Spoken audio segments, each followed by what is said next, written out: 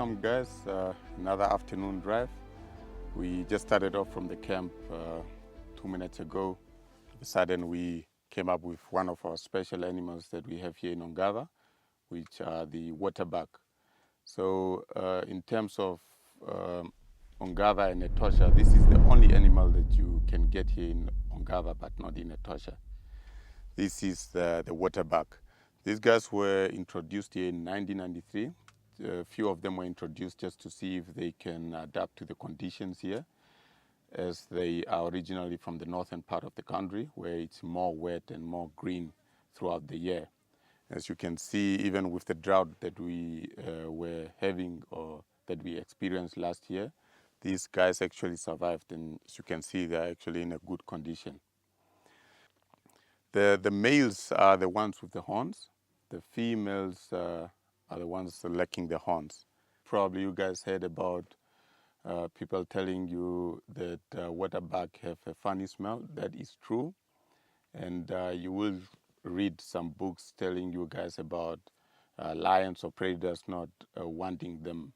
But waterbuck is probably one of the favorite meals of lions. So what you guys see there is on the butt. On the butt there, you can see a circle there. All animals that are social or animals that stay in herds or groups have what we call follow me signs. Follow me signs are signs that you get to see at the butt, or when the animal is walking, signs that you can see visible. I guess the afternoon is a bit short, so I'll probably leave these guys to browse around and so on. I'm very hungry to go up ahead and see what nature can provide.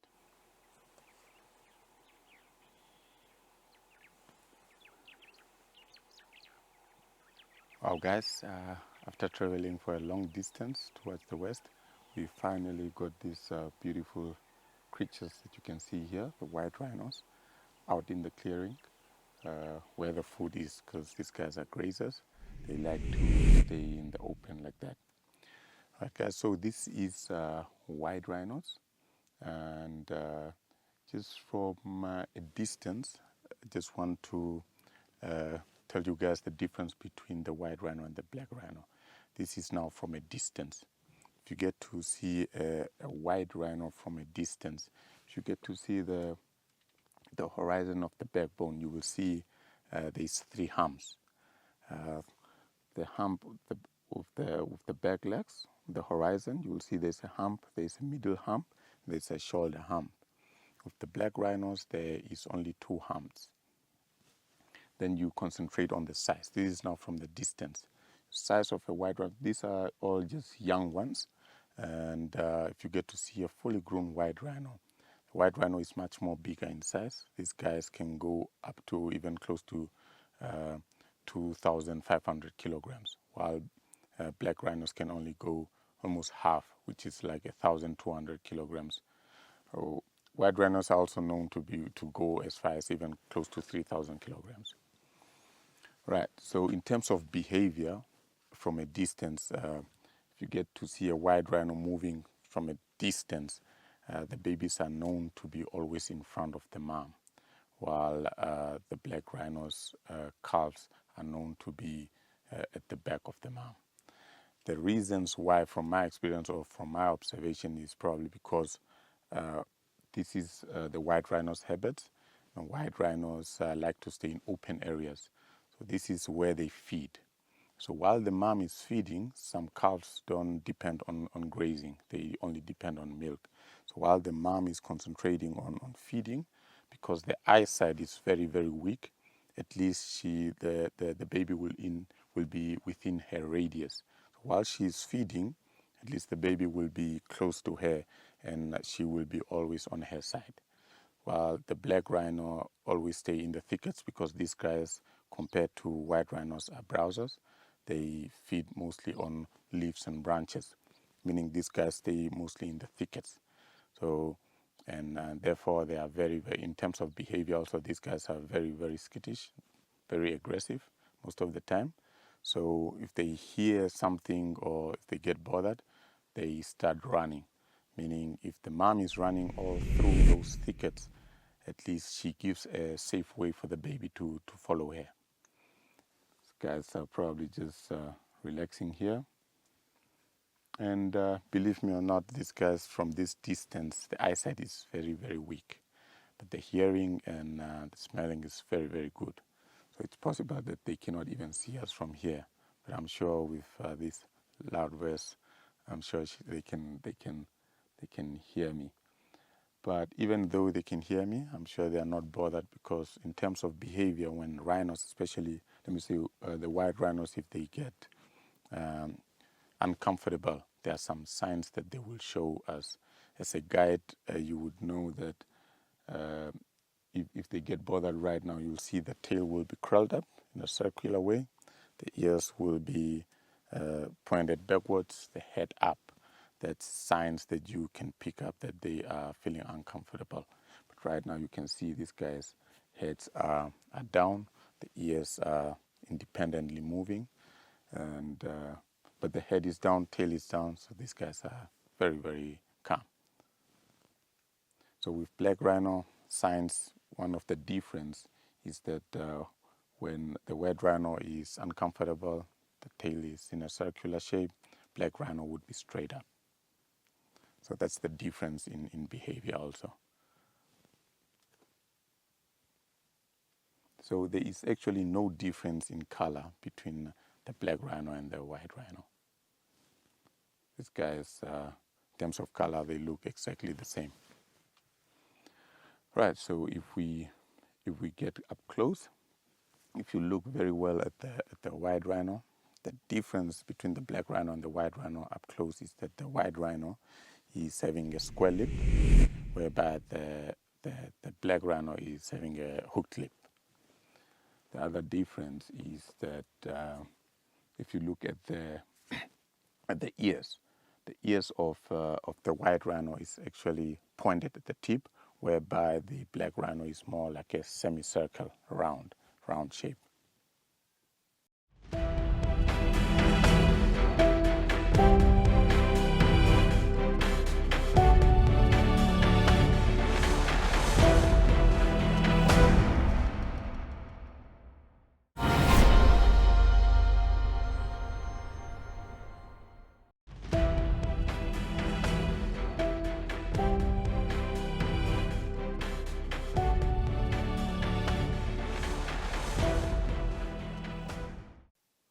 So most of the time, if you get to see, especially young rhinos socializing like that, white rhinos are actually more social compared to black rhinos. If you get to see a crush of rhinos socializing like this, is probably because they are not sexually matured yet. So what happens is that, for example, if there is a mother with a calf, when the calf gets up to, let me say, a year old, she will stop suckling from the mom, and then that gives her a chance for the mom to re-enter estrus. She will mate. When she mates, she will mate while the calf is still around. She will get pregnant. For white rhinos, gestation period would be 16 months, black rhinos plus minus 15 months. So she will get pregnant while the calf is still around, and then from there, just before she gives birth, after the gestation period, just let me say a few days before she gives birth, she will even aggressively push away the baby that is at her side. By doing that, sometimes she will look for young crushes of rhinos like this that were also pushed out by other rhinos, and then she will aggressively push that young rhino out to socialize with the other ones. And that's how they actually form these young crushes of rhinos like that. But when they get sexually matured, they will start to become solitary. The bulls will become territorial, sometimes even get killed by other bulls that are territorial, that are older than them, more experienced. And but the females, when they start giving birth, they will become solitary with their calves. You will get even females with their calves socializing, grazing, in terms of grazing, maybe at a nice place like this with good grass. You'll see crush of rhinos of up to even 10. But that does not mean it's a permanent grouping. It's just a temporary grouping. After that, they will probably just take their way and be solitary. So bulls would always be territorial. Territorial bulls would contain a territory of up to even a radius of 10 kilometers, depending on where it is. Sometimes even depends if it's a black rhino or a white rhino. It's the thing is, let me say, for example, here in Ongava, we don't have a lot of open space, meaning if you are a white rhino, you actually have to obtain a space where there's a lot of open plains like this, with also good grass. You get different species of grass. You get the, like in order of climax grass. Climax grass is different species of climax grass that have a lot of production of leaves. These would attract bulk grazers like the white rhinos, because especially in the raining season, they would go for the species of climax grass with a lot of leaf production. So the pioneer species are grasses that have a lot of seeds, which actually attracts birds and so on. But as I said, it's like a big buffet. So in the raining season, they would probably go for the climax types of species. It's just like me. I don't like fish, but if fish is the only thing on the buffet, I would go for it. So if they are done with the climax types of species, they would go for the pioneer species. So if you are a white rhino bull and you obtain a territory, you have to obtain a territory with good space, good open plains with good grass. This is because it will attract all the females, because females are not territorial. They would move around anywhere they want in search for food. So if you have a house with good food, all the ladies will come to you. If you are a black rhino, you have to obtain a territory with good leaves, branches, the type of food that black rhinos love to eat. This would just attract all the black rhinos females to your house.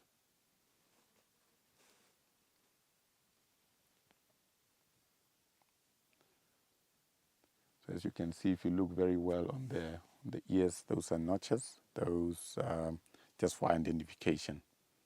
We have an anti-poaching unit that patrols every day and night here. Some of them walk around. You never know where those guys are. So if they see rhinos like that, they take pictures of them, especially of the notches, just to go back home and see whether all the rhinos are still safe in the reserve. You can see how they actually lying down also. That's in terms of safety also. As I told you earlier this morning, prey animals don't like to face the same direction even if they're busy. So when they're lying down, also when they're resting, they like to sleep facing the opposite sides, just for safety reasons.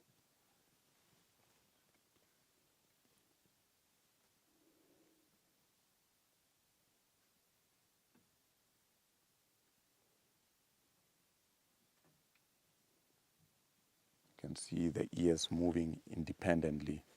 So these guys actually depend on the smelling and the hearing, especially the hearing. So if you are very, very quiet and you approach them, they will probably just start seeing you within a radius of up to 15 to 20 meters only. That is if you really get to be very quiet. And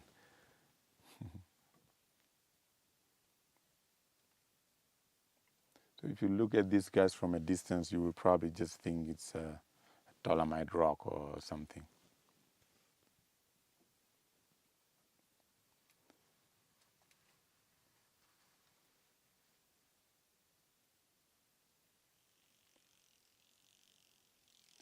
So even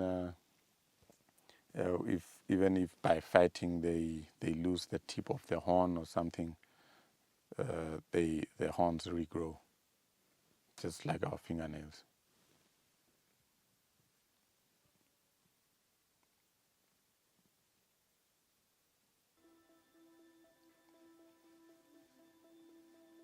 So with rhinos, even if you look at the ribs, you can see the ribs on the side. Does not mean this guy is sick or something is wrong with them.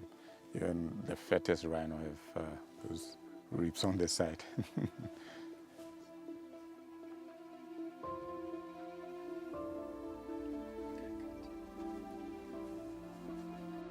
Right guys, as you can see, these guys are starting to lie down now to have a rest, probably for the night. Don't want us to disturb them anymore, meaning we are going to close up for the afternoon drive, and I hope to see you again. Hope you guys enjoyed.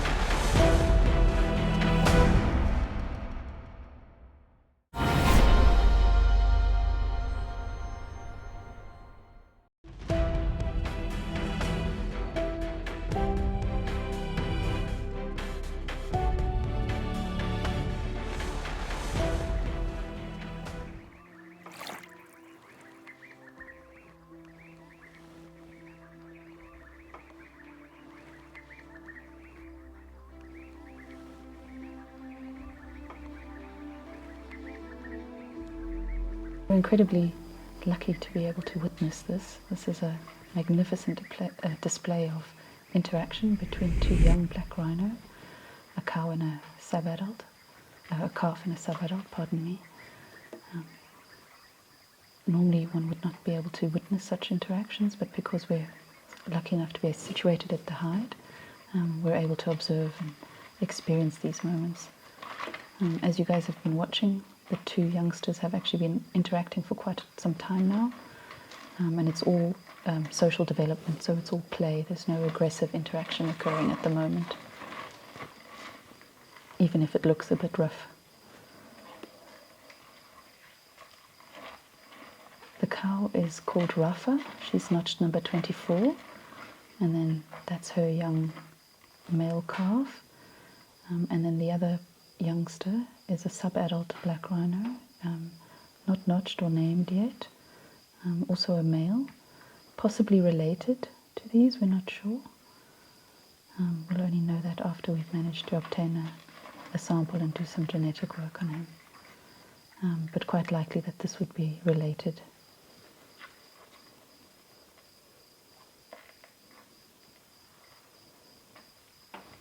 The calves are very curious animals. They often approach other rhino for social interaction. It's a learning curve. It's also just normal playfulness. And as you can see that they are quite tolerant of each other. The calves often approach other adult animals, bulls or cows, and they're incredibly tolerant. As you can see, Mom is always close on hand, so if the play does get a little bit too rough, she'll intervene, normally quite gently, just with a snort or a warning sort of alert.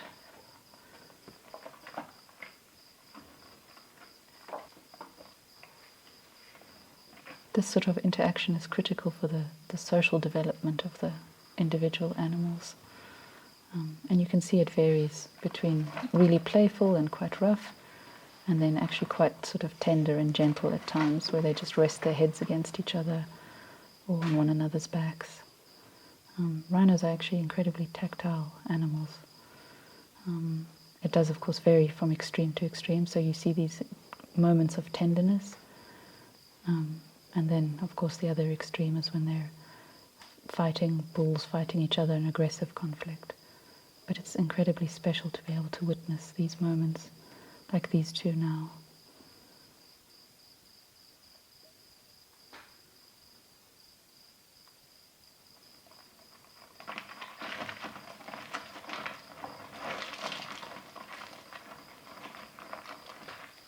think the calf wants to hog the playtime and doesn't want mom to get involved, from the looks of things.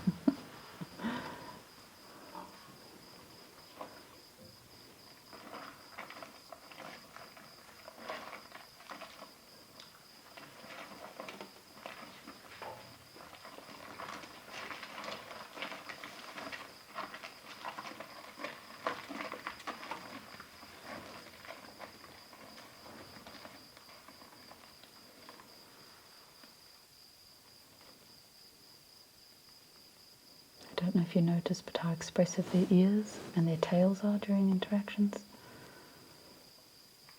So shaking of the head, positioning of the ears will indicate different moods and intents, and then the tail as well. So as he got excited, his tail sort of flaps up and down.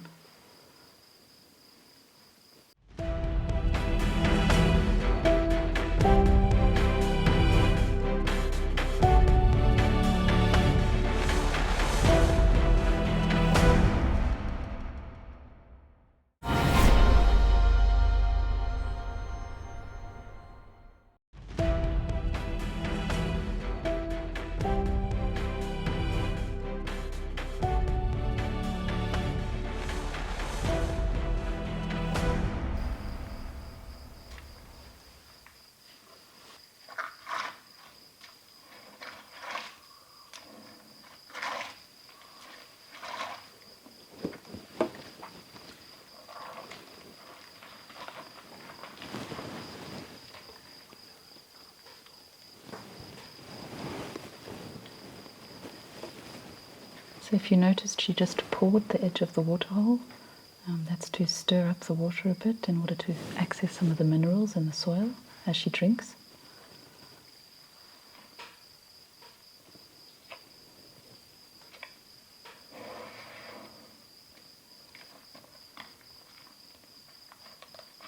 Her calf is drinking water already, as you've noticed, but he doesn't need to drink very much. He's not weaned yet, so he'll still be suckling.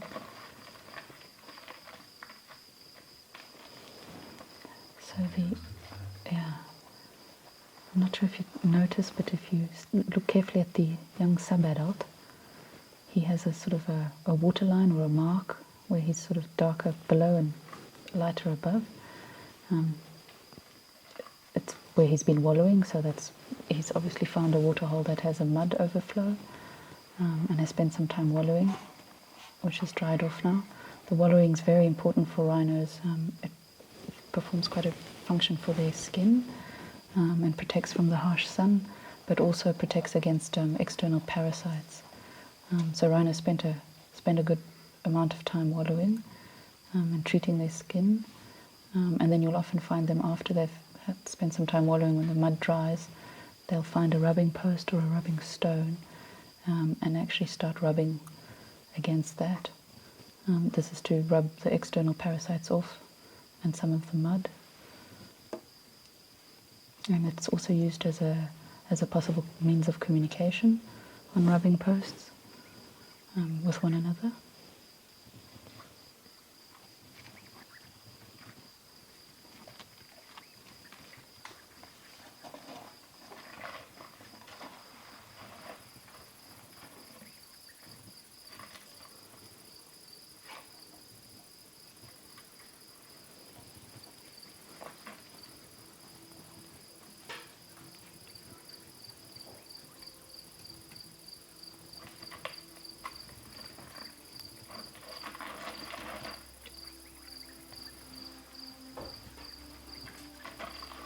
So watch his tail while he's doing this.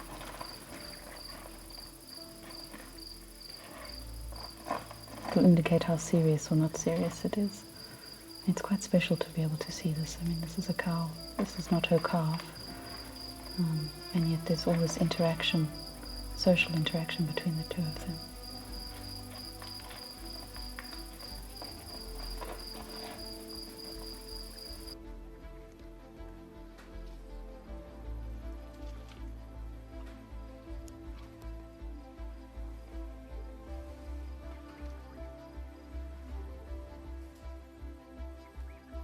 We're in the hide at Ongava Lodge and have just witnessed the most incredible sighting of interaction between black rhino literally moments like these that we just sort of live for here.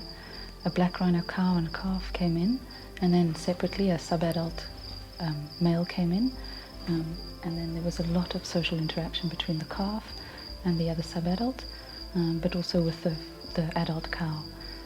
The social interaction is important in development for the rhino, and this was all very playful. So there was a lot of play and some tender moments between the rhinos.